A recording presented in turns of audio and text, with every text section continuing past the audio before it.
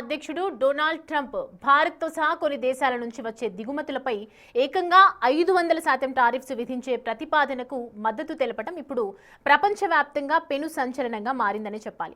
America ప్రభుత్వం రష్యాపై మరిన్ని కఠినమైన ఆంక్షలు విధించేందుకు ఇటు సిద్ధమైంది.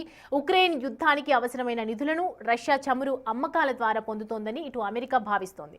అయితే అందుకే భారత్, చైనా, బ్రెజిల్ వంటి దేశాలు రష్యా నుంచి చమురు కొనకుండా ఒత్తిడి పెంచేందుకు ఈ భారీ టారిఫ్లను ఆయుధంగా వాడుతోంది.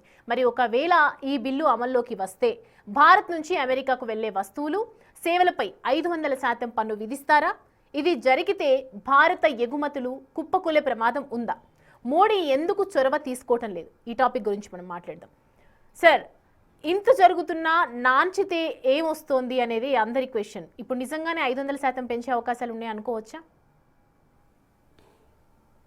ఇప్పుడు 500% అయినా 50% అయినా ఇట్ మేక్స్ నో డిఫరెన్స్. ఒక దశ దాటినాక నువ్వు ఎంత పర్సెంట్ పెట్టుకున్నా ఒకటే. మీకు అమెరికా ఆంక్షల నేపథ్యంలో కూడా ఇండియాస్ టోటల్ ఎక్స్పోర్ట్స్ ఏమీ తగ్గలేదు, పెరిగాయి.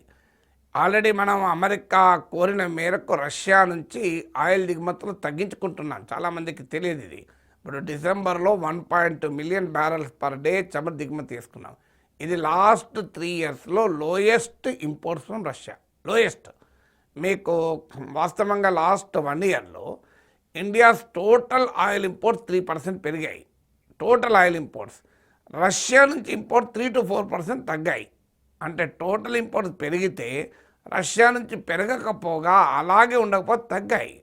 So what does it indicate? మీకు 1 ఇయర్ క్రితం భారతదేశ టోటల్ ఆయిల్ ఇంపోర్ట్స్లో రష్యా వాటా 38% ఉండే. ఇప్పుడు అది 36%కి పడిపోయింది. సరిగ్గా ట్రంప్ కూడా ఏం చెప్పాడు? ఒకటేసారి రష్యా నుంచి ఆయిల్ ఇంపోర్ట్స్ ఆపమంటే ఇండియా ఆపలేదు, కానీ నాకు మోడీ చెప్పాడు మేము క్రమేటి తగ్గించుకుంటూ వస్తామని మాకు హామీ ఇచ్చాడు అని. లేదు, ఇవ్వలేదు అని మన ప్రభుత్వం చెప్పింది. మన ప్రభుత్వాన్ని నమ్ముదాం. ఇచ్చాడా హామీ, ఇవ్వలేదా అన్నదానికన్నా ఏం జరుగుతున్నది ముఖ్యం కదా. హామీ ఇవ్వలేదు, అప్పుడు ఏం కావాలి? రష్యా నుంచి చమురు దిగుమతులు పెరగాలి. పోనీ పెరగకపోయినా తగ్గకూడదు, కానీ క్లియర్గా తగ్గుతున్నాయి కదా.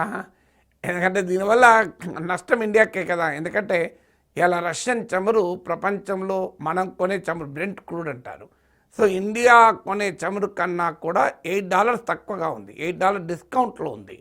సో ఇండియాకు భారీగా లాభం. మరి లాభమైనా కూడా మన రష్యా నుంచి ఎందుకు చమురు తగ్గించుకుంటున్నాం?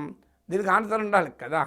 అందువల్ల 500% టారిఫ్లకు ఏం జరుగుతుందన్న తర్వాత సంగతి. 500% టారిఫ్లు రాకముందే మనం తగ్గించుకుంటున్నాం, అది ఫండమెంటల్ క్వశ్చన్.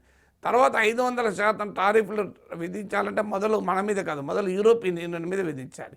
ఎందుకంటే Russia total gas export, liquefied natural gas, LNG ఎక్స్పోర్ట్స్లో 51% యూరోప్కి వెళ్తాయి.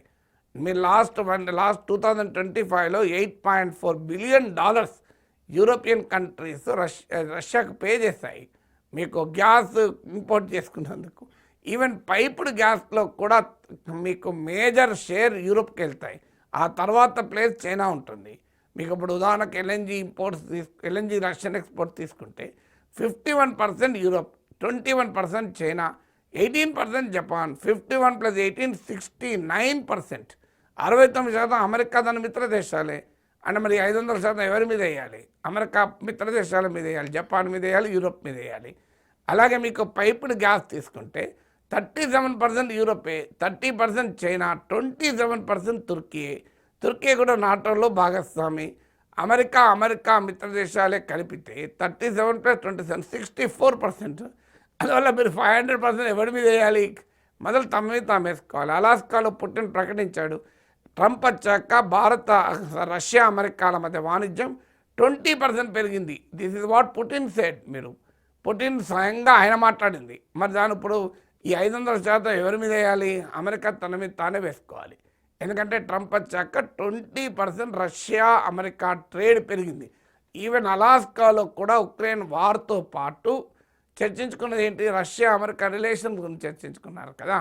అందువల్ల ఈ హిపోక్రసీ ఏంటి? 500% మన మీద కాదు, మొదలు వాళ్ళ మీద వాళ్ళు వేసుకోవాలి.